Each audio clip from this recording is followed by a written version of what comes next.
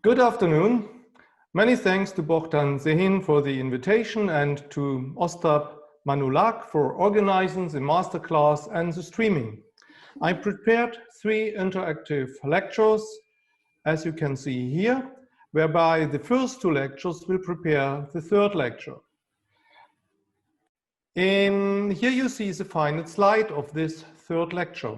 This lecture gives a comprehensive overview of changes in the new music in the wake of the digital revolution. The basic thesis of this 3rd lecture is that we can reconstruct the recent music history as a history of setting boundaries and crossing boundaries in respect of the notion of art music. The whole historical process is accompanied by the creation of meta styles like postmodern music, relational music, conceptual music, and e-player music, that is a music which is composed with the help of virtual orchestras. At the end, we are arriving at a situation where composers have all these options at hand. That is my starting point for my first lecture today. I wanted to discuss an opera by the Norwegian composer Trond Reinholds, which actually works with all these different meta styles. That's why the red arrow here on the slide points to the center of the model. The Reinholds' opera is virtual music, it is postmodern music, conceptual music, and it is relational music at once. The piece reflects the internal differentiation process of new music in the 20th and 21st century.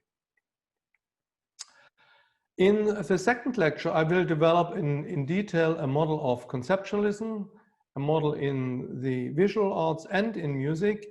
Conceptual music is crucial for the development of art music in the last 10 years, and one can understand conceptual music only in comparison with conceptual art.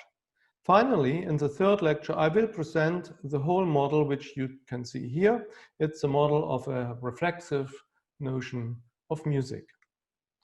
So much for the overview of the lecture series. And let's start with an analysis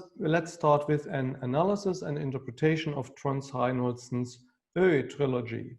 This is an opera. It has been premiered at the Munich Biennale in 2018. The opera lasts 4 hours. It consists of 5 parts, and I will concentrate only on one part, on episode 13. There are 3 guiding questions for the play.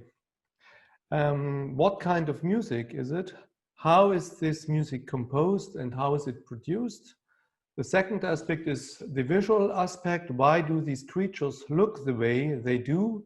What kind of aesthetics is that? And third, what are these creatures singing? What is the text? What is the opera about? For music theater, it is especially important to know how text, music, and visual images interact. Only in this way, the aesthetic content of the piece can be understood. Let's first take a closer look at the musical aspect. In the Munich trilogy, one could hear probably the most technologically advanced opera music ever performed at a new music festival. First, the opera is produced entirely with a virtual orchestra, in fact with East-West. On the other hand, the composer himself sang the voices of all the actors involved. Reinholds has composed not only simple songs, but also polyphonic choirs with his own vocal material. In addition, he manipulated the vocal material very strongly. The characters speak at absurd speeds, they sing in inhuman highs and lows, and they dance to mad rhythms. The series does not exhibit any particular musical aesthetics, but is rather characterized by a radical pluralism of styles. One hears Schlager, recitative, music for large symphony orchestra, a microtonally tuned organ, and an a cappella choir, a Bach cantata, serialism, complexist jazz rock, techno, electronic, underwater sounds, and much more. I have put together the first impression of the opera's musical pluralism of styles. Please play number 1. Flee from men, and you shall be the stone of terror.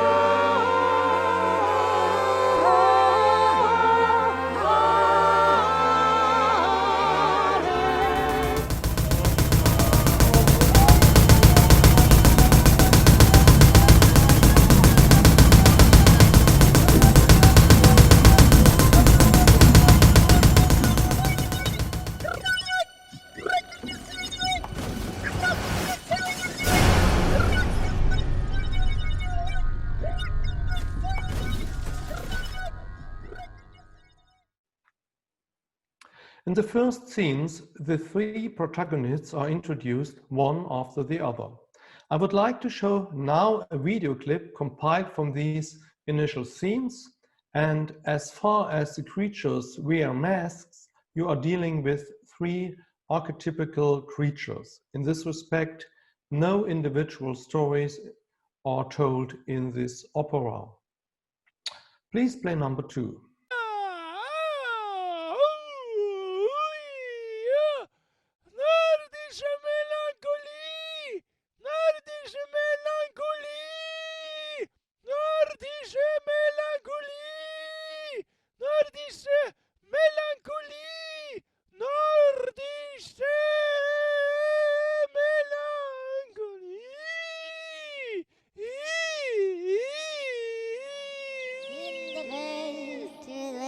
Da sich um Blumen bekümmert. Die blaue Blume sehn ich mich zu erblicken. Die blaue Blume sehn ich mich zu erblicken. La la la la la, la la la la la, tra la la la la, tra la la la la la la la la. Tra-la-la-la-la-la, die blaue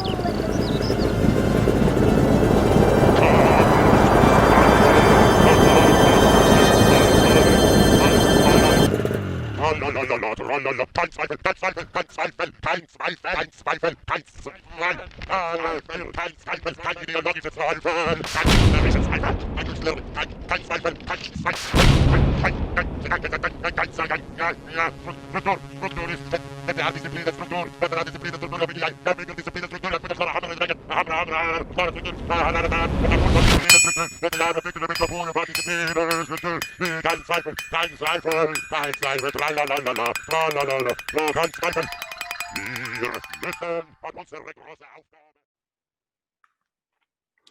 These three characters share a common attitude, namely, they do not like the world as it is. The first creature suffers from a cold, snowy north and becomes melancholic.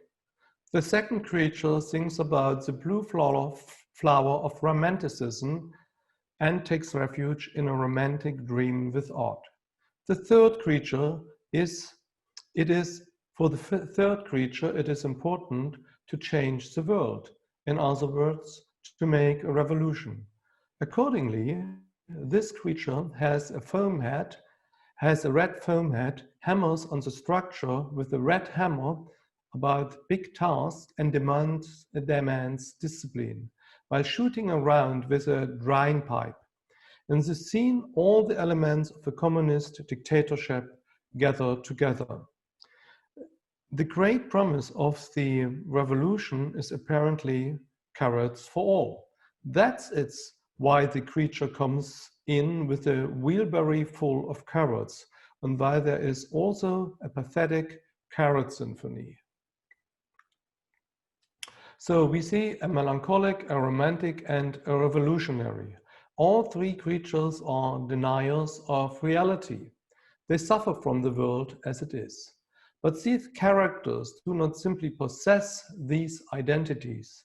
The trilogy begins with the three protagonists giving up their identities and symbolically moving to the desert.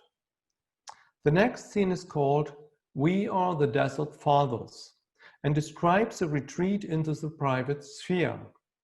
The Desert Fathers were Christian ascetics and hermits who retreated into the desert at the beginning of Christianity. The irony of this story, however, is that they did so at the very moment when the persecution of Christians ceased and Christianity became the state religion in the Roman Empire.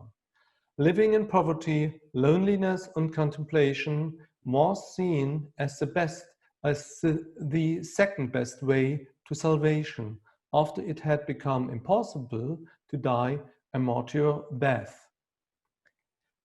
The trilogy can thus be interpreted as a great search for meaning in the realm of ideas, searching for alternatives to melancholy, romanticism, and revolution. I will now play a short excerpt from the Desert Fathers recitative. Please play number 3. We are the Desert Fathers. We are the Desert Fathers. We are the Desert Fathers. We are the Desert Fathers. We desert, desert, desert, desert, desert.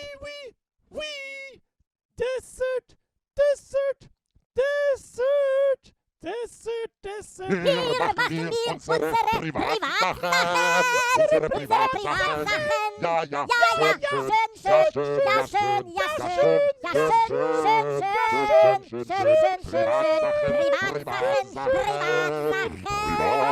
Privatsachen. Alles ist privat und schön.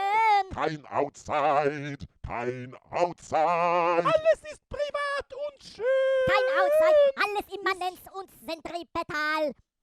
Alles immanent und zentripetal. Perhaps the most pressing question one might ask is, what kind of visual aesthetics is Reinholds working with here? It should be obvious that this is an aesthetic of ugliness, primitivism, and shabbiness, which has the strongest association with art brut, which you can literally translate like raw art. Jean Dubuffet is the founder of art brut. Here you can see one of his sponge sculptures with the name Pleurichon, which literally means the whining one. This work shows striking similarities to Reinholds' three creatures. The main idea of art brut is to imitate the art of children and the mentally ill. This is because children and mentally ill would have an unabstracted access That is, they follow spontaneous natural artistic impulses and would have been shaped by culture. So they would have an unabstracted access to art. According to the Artroot philosophy, art does not have its origin in culture, but here it has its origin in nature. Here you can read a quote from Dubuffet in which the basic idea of the aesthetics is formulated. By this, Artroot, we mean work by people who have remained untouched by cultural art, in whom adaptation and imitation, unlike with intellectual artists, play little or no role at all. The authors of this art thus obtain everything, that is, themes and materials, from their own inner being and not from the cliches of classical art or the current art movement. One can see from this quotation that Artroot was an extremely culturally critical avant-garde movement. And it is this kind of aesthetics that Reinholds refers to in the trilogy. The three creatures with foam heads already appear in Reinholds' Grand Piano Concerto theory of the subject, where they sung the aria "Here We Are Sitting in the Postmodern Marsh." The creatures are artificial characters. Nevertheless, they must be named, otherwise it is very difficult to speak and to write about them. I first encountered this difficulty when I wrote a long text about Reinholds' Piano Concerto here in the Neue Zeitschrift für Musik. And you can see the first page of this essay entitled Extra Musical Material in the Piano Concerto, with the self-portrait of Reinholds himself. My suggestion here was the three artificial characters are trolls who live in the Norwegian opera founded by Reinholds. Why are they trolls? They have big heads like trolls are from Scandinavia. And by the way, the Norwegian opera does really exist. There is even an opera house located in a remote village in the forests of Sweden.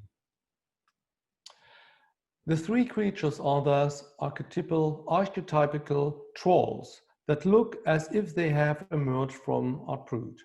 What is important, however, is that the Artroot aesthetic is itself only a single aesthetic moment and aspect, which is combined with music and text.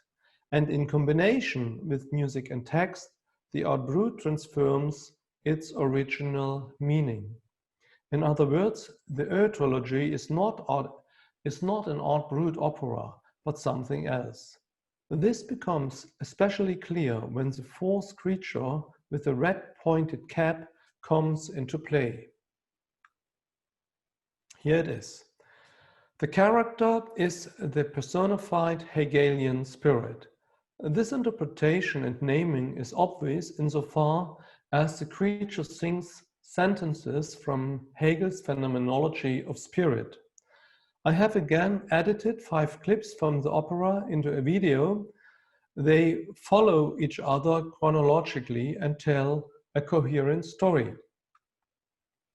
First, the three trolls sing to a flashing column, the so-called Tower of Truth. This awakens a pointed cap creature who sleeps next to the Tower of Truth. In the second scene, the Hegelian spirit with the crocodile's mouth sings a Schlager song about the beginning of the new spirit. So it is an aria in which the Hegelian spirit sings about himself. Thirdly, the Hegelian spirit will conduct a cantata for several voices, which will be sung by the three trolls. The trolls will be trained in Hegelian thought. Fourthly, this will cause the trolls to enter a trance state. They perform a shamanistic dance in which the Tower of Truth flashes to set the beat. And finally, the trolls are possessed by the new spirits, though that one of the trolls flies through the so-called crack in the ceiling into another world. Inspired by the Hegelian spirit, he has an experience of transcendence. So please play number 4.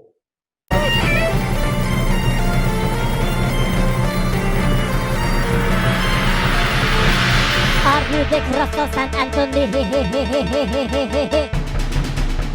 Or the signifier of the great author.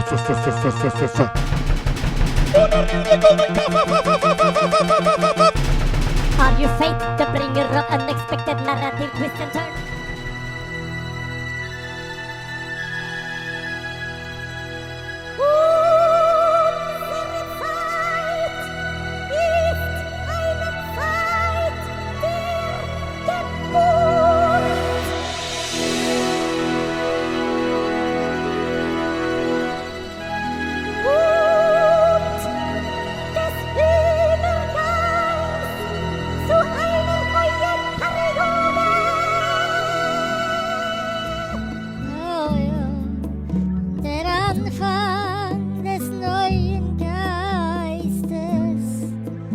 Das Produkt einer weitläufigen Umwälzung von mannigfaltigen Bildungsformen.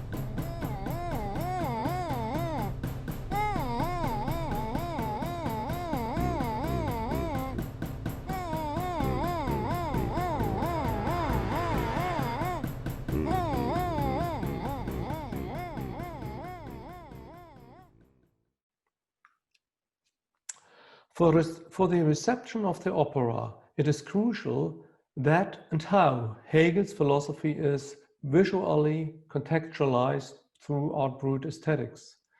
The basic contradiction of the opera is a performative contradiction. On the one hand, one sees three crude and naive creatures. On the other hand, the trolls recite key sentences from Hegel's phenomenology.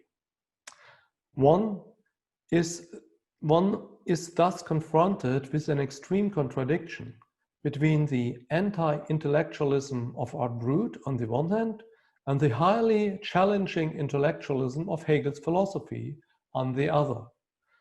For the understanding of the trilogy, it is crucial how this contradiction is interpreted. At first glance, Reinholds seems to work with the means of deconstruction. Deconstruction is a standard method for creating differences, a difference, for example, in relation to tradition, to fixed identities, or to old role models. The theater deconstruction becomes a technique of unmasking, in which the what is disenchanted by the how. Ideas and forms of high culture are transferred into popular culture where they appear ridiculous and their authority is undermined. If, for example, A theater director in a Shakespeare piece has the king perform as a pop singer.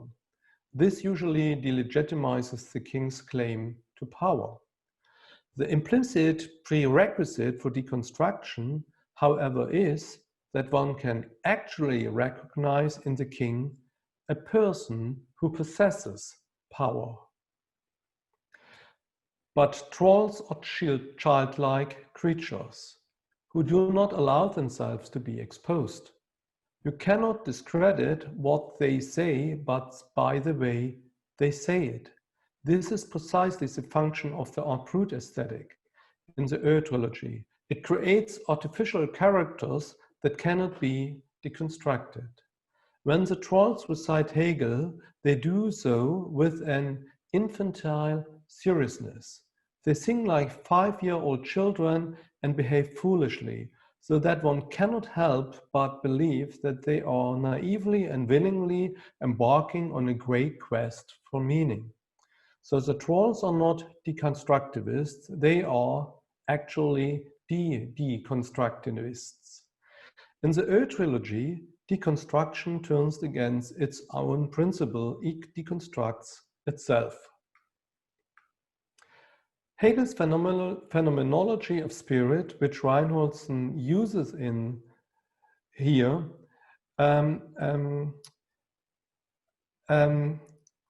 here you see some quotation from Hegel's phenomenology of spirit, which Reinholds uses in the trilogy. The first passage reads, "Our time is a time of birth and of transition to a new period.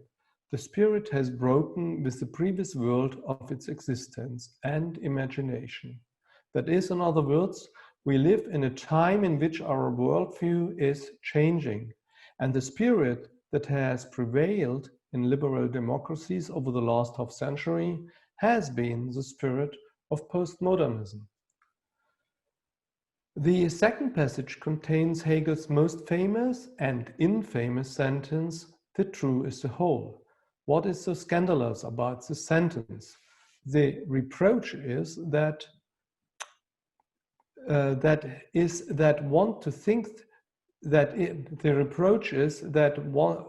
if one wants to think the whole, that is totalitarian, inasmuch as the whole is understood as totality. In this sense, Adorno said later, the whole is the untrue. When the trolls sing the Hegel cantata, they do not deconstruct the infamous Hegel sentence, but rather in their naivety bring it back into social consciousness. But why? Reinholds is certainly not simply concerned with rehabilitating Hegel. In the postmodern worldview, what is called truth is not a whole, but at best an army of metaphors, as Nietzsche once said. This has far-reaching implications. The spirit of postmodernism prefers difference. Difference is a priori a positive value.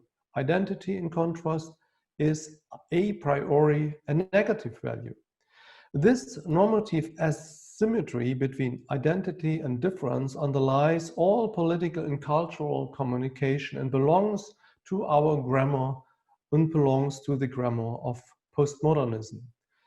In the liberal democracies of the West, however, this postmodern worldview increasingly comes into a conflict with so-called identity politics. The political debate is more and more defined by the contrast between right-wing national populism, what is in identity politics, and left-wing identity politics. This means, however, that in political and cultural communication, identity becomes a new positive value and difference becomes a negative value. This contradiction between the pre-political postmodern worldview and the current political communication leads, among other things, to a strong political polarization in society. Reinholds' trilogy reacts precisely to this crisis with the means of deconstruction. Finally, we can interpret the strange sign that gives the Ö trilogy its name. Ö is, on the one hand, a Scandinavian letter, and on the other hand, the symbol for an empty set in mathematics.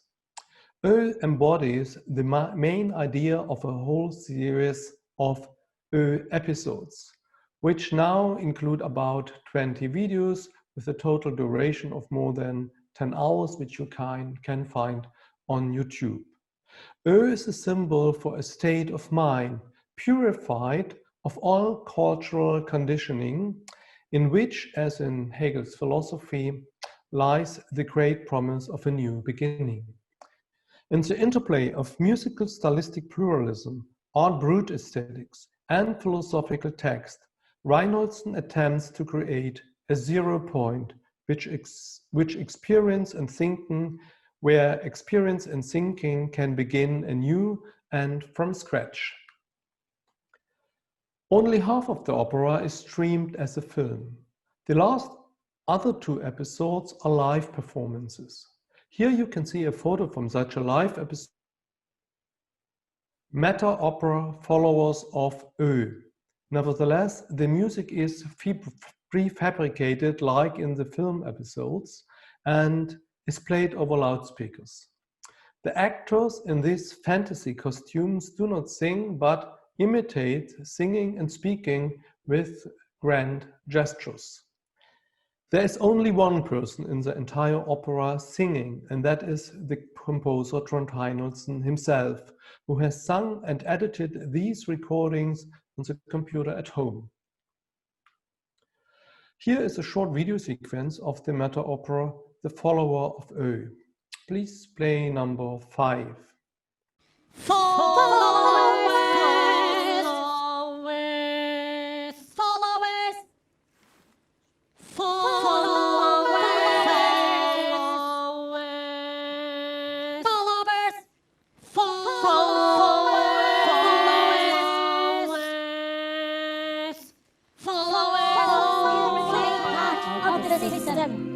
We call Ö the real movement which abolishes the present state of things. We shall receive power after that Ö has come upon us. We shall receive power after that Ö has come upon us. After that Ö has come upon us.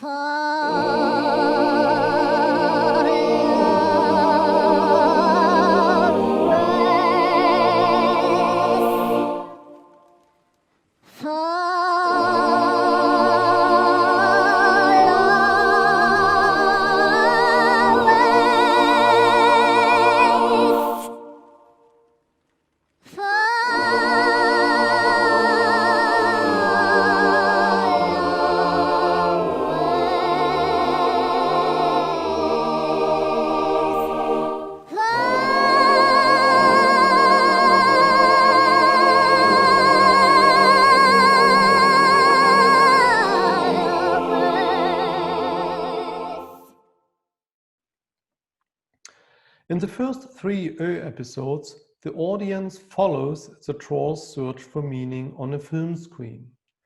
In the meta opera, they are directly involved in the search. They take part in a kind of initiation ritual. The audience sits in a circle, as you could see, and is converted to followers of Ö. Ö is the symbol of Reinholds' background philosophy. The meaning of words, gestures, sounds, and images are set to 0 and begin to fill with meaning and significance again out of nowhere. And this state of complete emptiness, truly novel synthesis of meaning, can be created. Together with the follower scene, the Ö trilogy performs an intellectual and aesthetic counter-movement to deconstruction, where it is a matter of dissolving context of meaning. The Ö trilogy thus carries out nothing less than an artistic dissolution of postmodernism and thus reacts, maybe, in political situation. Thank you very much. Thank you.